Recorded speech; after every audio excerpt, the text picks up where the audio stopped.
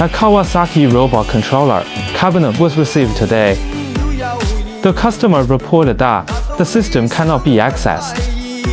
Disassemble the cabinet first for inspection and testing. After detecting the damaged parts and replacing them, we will then proceed with reassembly, wiring and testing. Turn on the teach pendant.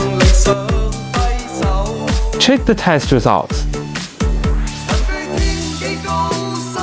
The robot body is moving normally. The mainboard indicator lights in the cabinet are flashing normally too. The teach pendant displays normal operation. After a period of testing with no abnormalities observed, repair completed, no abnormalities. After testing, ready for shipment. Welcome to consult us for robot repair services.